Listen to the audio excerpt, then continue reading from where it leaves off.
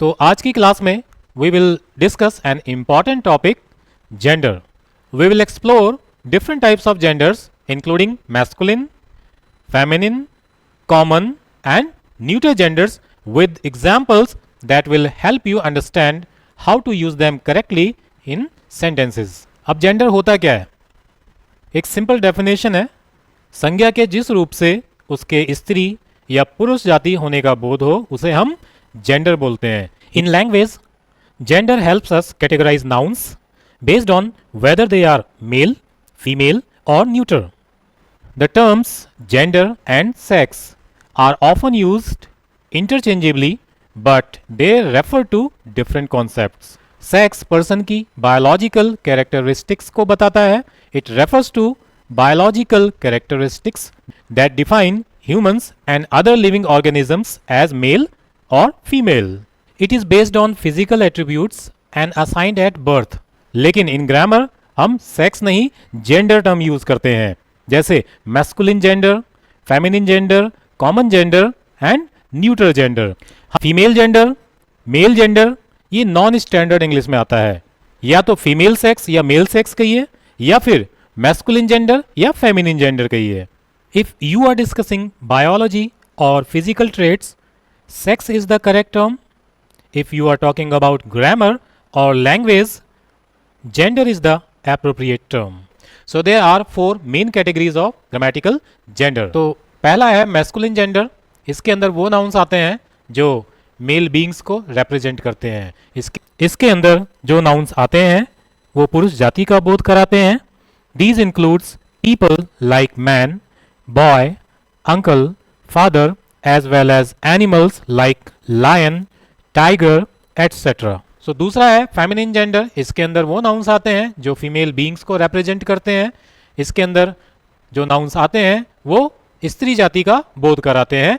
These includes people like girl, queen, niece, as well as animals like cow, hen, tigress, lioness etcetera. तीसरा है common gender. इसके अंदर वो nouns आते हैं that can be used for both mails and females without specifying the gender. So these nouns don't specify a particular gender. जैसे teacher mail female कोई भी हो सकता है, cousin मेल फीमेल कोई भी हो सकता है, और हाँ cousin के साथ brother और sister words हम नहीं लगाते हैं. आप simple she is my cousin और he is my cousin ये कह सकते हैं. she is my cousin अगर लड़की है तो, he is my cousin अगर लड़का है तो, लेकिन brother और sister लगाने की जरूरत नहीं है इसके आगे. डॉक्टर मेल फीमेल दोनों हो सकते हैं. फ्रेंड मेल फीमेल दोनों हो सकते हैं, कॉमन जेंडर है. पेरेंट कॉमन जेंडर है. बेबी, चाइल्ड, इन्फेंट ये भी मेल फीमेल हो सकते हैं. अब क्वेश्चन ये आता है कि हम कॉमन जेंडर के लिए प्रोनाउन कौन सा यूज़ करेंगे. मैस्कुलिन जेंडर के लिए हम मेल प्रोनाउन यूज़ करते हैं जैसे ही, हिज, हिम. फेमिनिन जेंडर के लिए हम फीमेल प्रोनाउन यूज़ करते हैं जैसे शी, हर. लेकिन कॉमन जेंडर के लिए हम कौन सा प्रोनाउन यूज करेंगे, क्योंकि कॉमन जेंडर मेल फीमेल कोई भी हो सकता है. तो ग्रामर कहती है कि अगर सेंटेंस में जेंडर स्पेसिफाइड ना हो तो हमें मेल को प्रेफरेंस देना है, यानी मेल प्रोनाउन यूज करना है. So when the gender of a person is not specified we use male pronouns like he, him, his. आइए कुछ एग्जाम्पल से समझते हैं. Each student must submit his assignment. यहाँ पे स्टूडेंट आया है और स्टूडेंट क्या है, कॉमन जेंडर है. स्टूडेंट मेल फीमेल कोई भी हो सकता है, जेंडर स्पेसिफाइड नहीं है इस सेंटेंस में. तो जब जेंडर स्पेसिफाइड नहीं होता है तो हम मेल को ही प्रेफरेंस देते हैं, तो इसलिए यहाँ पर हिज आया है. Every employ should update his information. Employee कोई भी हो सकता है, जेंडर स्पेसिफाइड नहीं है तो यहाँ पे हिज लगा है. If a doctor is unavailable he should leave a message. Doctor mail female कोई भी हो सकता है, कॉमन जेंडर है, जेंडर स्पेसिफाइड नहीं है इस सेंटेंस में तो हमें मेल को प्रेफरेंस देनी है, इसलिए यहाँ पर ही यूज हुआ है. A teacher should inspire his students. Teacher common gender है इसलिए यहाँ पे हिज आया है. When a friend is going through difficult time it can be hard to know how to help him. Friend male female कोई भी हो सकता है, कॉमन जेंडर है तो मेल प्रोनाउन आएगा. हिंदी में भी हम मेल को ही प्रेफरेंस देते हैं ज़्यादातर. जैसे अगर दरवाजे पे कोई नॉक करता है तो हम बोलते हैं शायद कोई आया है, जाके दरवाज़ा खोल दो। हम ये नहीं बोलते कोई आई है जब तक हमें उसका जेंडर नहीं पता होता। यहाँ पे बहुत सारे स्टूडेंट्स बैठे हैं, मेल फीमेल दोनों हैं। किसी का अगर कोई क्वेश्चन है तो वो पूछ सकता है, ना कि पूछ सकती है। हाँ, अगर यहाँ पे सारी गर्ल्स ही होंगी तो मैं बोल सकता हूँ किसी का कोई क्वेश्चन है तो वो पूछ सकती है, अदरवाइज मैं मेल को ही प्रेफरेंस दूंगा, हिंदी में भी। लेकिन इन मॉडर्न इंग्लिश ये प्रैक्टिस थोड़ी आउटडेटेड हो चुकी है और जेंडर बायस्ड कंसिडर की जाती है। So to avoid bias, to avoid assuming someone's gender और जेंडर इक्वालिटी को प्रमोट करने के लिए हम जेंडर न्यूट्रल टर्म्स का यूज करते हैं, जैसे दे और their. Each student must submit his assignment, यहाँ पे आप देयर लगा सकते हो to avoid bias. Every employ should update his information, यहाँ पे भी देयर आ जाएगा। If a doctor is unavailable, gender specified नहीं है तो यहाँ पे ही की जगह आप दे लगा सकते हो, जेंडर न्यूट्रल टर्म्स हैं सारी ये। अ teacher should inspire his students, यहाँ पे हिज की जगह देयर आ सकता है। यहाँ पे हिम आया है तो यहाँ पे दैम आ सकता है। तो ये सारे क्या है, जेंडर न्यूट्रल टर्म्स हैं। सो इनका यूज़ आपको मॉडर्न इंग्लिश में बहुत ज़्यादा देखने को मिलेगा, बिजनेस ईमेल्स में, स्पोकन लैंग्वेज में, आर्टिकल में, मैगजीन्स में या फिर किसी न्यूज़पेपर में आपको ये देखने को मिल जाएंगे। लेकिन कंपेटिटिव एग्जाम्स में हमें मेल को ही प्रेफरेंस देनी है, यानी मेल प्रोनाउन यूज़ करना है, क्योंकि स्कूल, कॉलेज और कंपेटिटिव एग्जाम्स में we study limited set of English grammar rules. लेकिन एक लैंग्वेज बहुत ही वास्ट होती है, एक्सटेंसिव होती है, आपको बहुत सारे रूल्स देखने को मिल जाएंगे जो हमारे कंपेटिटिव एग्जाम्स में नहीं आते हैं, मैगजीन्स में, आर्टिकल्स में, न्यूज़पेपर्स में या स्पोकन में। लेकिन चाइल्ड, बेबी, इन्फेंट और स्मॉल एनिमल्स, इनके लिए हम इट का यूज़ करते हैं जब जेंडर स्पेसिफाइड ना हो। आप कहीं बाहर गए और वहाँ पर एक महिला के पास एक बेबी है और वो रो रहा है। अब आपको जेंडर तो उसका पता नहीं है, तो आप क्या कह सकते हो? The baby is crying, it must be hungry. यहाँ बेबी का जेंडर स्पेसिफाइड नहीं है तो हमें क्या लगाना है? इट लगाना है। वहीं बेबी आपके घर का है तो आपको उसका जेंडर पता होता है, तो उसके लिए आप ही या शी लगा सकते हैं। सिमिलरली कोई पेट आपके घर में है तो आपका उससे पर्सनल अटैचमेंट होता है, अफेक्शन होता है और आपको उसका जेंडर भी पता होता है, तो उसके लिए आप ही या शी लगा सकते हैं। लेकिन बेबी, इन्फेंट, चाइल्ड और स्मॉल एनिमल्स, अगर इनका जेंडर स्पेसिफाइड नहीं है तो आपको इट ही लगाना है। The infant was given a new toy and it immediately grabbed it. तो यहाँ पे इन्फेंट आया है, जेंडर स्पेसिफाइड नहीं है तो हमें इट लगाना है। The child has broken it's leg, यहाँ पे चाइल्ड का जेंडर स्पेसिफाइड नहीं है इसलिए इट्स लगा है।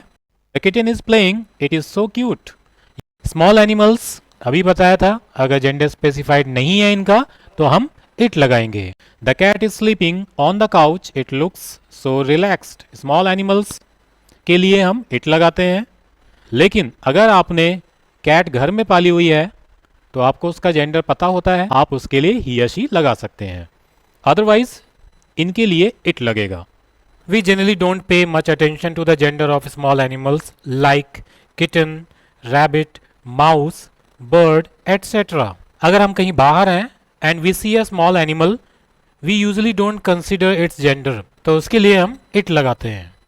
लेकिन आपके घर का पेट है तो आपको जेंडर उसका पता होता है तो आप उसके लिए ही या शी लगा सकते हैं। I saw a tiny bird in the garden, it looked so colourful.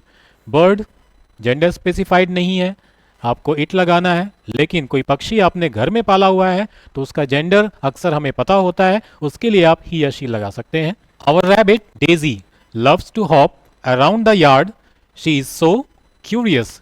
यहाँ पर रैबिट का जेंडर हमें पता है इसलिए हमने उसको डेजी नाम दिया हुआ है, इसलिए यहाँ पे हम शी लगा रहे हैं क्योंकि ये हमारे घर का रैबिट है। वहीं अगर आपको बाहर कोई जंगली रैबिट मिलता है तो वहां पर जेंडर उसका हमें पता नहीं होता है, उसके लिए हम इट लगाएंगे।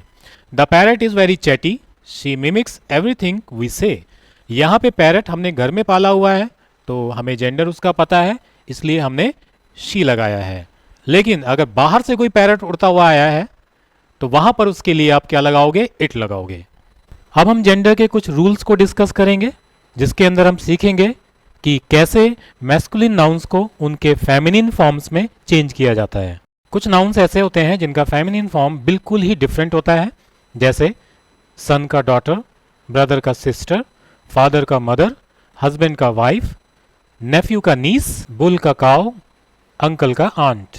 कुछ नाउन्स ऐसे होते हैं जिनमें ESS लगा के उनका जेंडर चेंज किया जाता है, जैसे लायन का लायनेस, पोएट का पोएटेस, एक्टर का एक्ट्रेस, ऑथर का ऑथरेस, होस्ट का होस्टेस। ये सारे कंपाउंड नाउन्स हैं। इनका जेंडर चेंज करने के लिए हम इनके रूट वर्ड्स को बदल देते हैं। जैसे ब्रदर इन लॉ, ब्रदर यहाँ पे रूट वर्ड है तो ब्रदर का सिस्टर हो जाएगा। Father in law, father root word है तो फादर का मदर हो जाएगा। सेल्समैन, तो यहाँ पे मैन रूट वर्ड है तो सेल्स वोमन हो जाएगा। ग्रैंडफादर, फादर का मदर हो जाएगा। वॉशरमैन का वॉशर वोमन हो जाएगा। मैन सर्वेंट, यहाँ पर मैन रूट वर्ड है तो मैन का आपको वुमन नहीं लिखना है, मैन का मेड लिखना है, तो मैन सर्वेंट का मेड सर्वेंट हो जाएगा। कुछ नाउन्स ऐसे होते हैं जिसमें हम लास्ट के वावल को हटाकर IX ऐड कर देते हैं, जैसे एडमिनिस्ट्रेटर का एडमिनिस्ट्रेटरिक्स, वावल को हटाएंगे और IX ऐड कर देंगे। एग्जीक्यूटर का एग्जीक्यूटरिक्स, इस वावल को हटाएंगे, IX ऐड कर देंगे। प्रोसिक्यूटर का प्रोसिक्यूटरिक्स, वावल हटाया और IX ऐड कर दिया। और टेस्टेटर, जिसको वसीयतकर्ता बोलते हैं, जो वसीयत लिखता है, उसका टेस्टेटरिक्स हो जाएगा। चौथी कैटेगरी है न्यूट्रल जेंडर की। इसके अंदर नॉन लिविंग थिंग्स और इनएनिमेट ऑब्जेक्ट्स आते हैं जो ना तो मेल होते हैं और ना ही फीमेल होते हैं। They don't have life. और इनके लिए जो प्रोनाउन यूज होता है वो इट यूज होता है, क्योंकि ये ना तो मेल होते हैं और ना ही फीमेल होते हैं। बेबी, इन्फेंट, चाइल्ड और स्मॉल एनिमल्स, इनके लिए भी हम इट यूज करते हैं जब जेंडर स्पेसिफाइड नहीं होता है सेंटेंस में। इसलिए कुछ टीचर्स इनको न्यूट्रल जेंडर की कैटेगरी में भी डाल देते हैं। हेवनली बॉडीज जैसे the sun, the moon, the stars, planets, comets, asteroids, ये भी न्यूट्रल जेंडर की कैटेगरी में ही आते हैं, इसलिए इनके साथ भी हम इट यूज करते हैं। लेकिन in literature and poetic language heavenly bodies को पर्सोनिफाइड कर दिया जाता है विद जेंडर्स। जैसे सन के लिए हम मैस्कुलिन प्रोनाउन यूज करते हैं यानी ही, और मून के लिए इंग्लिश में हम फेमिनिन प्रोनाउन यूज करते हैं यानी she. The sun rose with all his might, यहाँ पे ऐसा लग रहा है कि हम किसी व्यक्ति के बारे में बात कर रहे हैं। हमने सन को ह्यूमन क्वालिटी दे दी है, इसलिए यहाँ पर हिज लगा है। The moon cast her gentle light over the ocean, यहाँ पे चंद्रमा को हमने ह्यूमन क्वालिटी दे दी है, इसलिए यहाँ पर हर लगा है। सो इन रेगुलर, साइंटिफिक और एवरीडे लैंग्वेज में हम इन हेवनली बॉडीज के लिए इट लगाते हैं। कंपेटिटिव एग्जाम्स में भी यही रूल फॉलो करना है आपको। लेकिन इन लिटरेचर और पोइट्री में इन सेलेसियल बॉडीज को पर्सोनिफाइड कर दिया जाता है, यानी इनको ह्यूमन क्वालिटीज दे दी जाती है, इमोशंस दे दिए जाते हैं, तो वहां पर इनके साथ ही और शी लग जाता है। तो इस क्लास में सिर्फ इतना ही। नेक्स्ट क्लास में हम एक नए टॉपिक को डिस्कस करेंगे।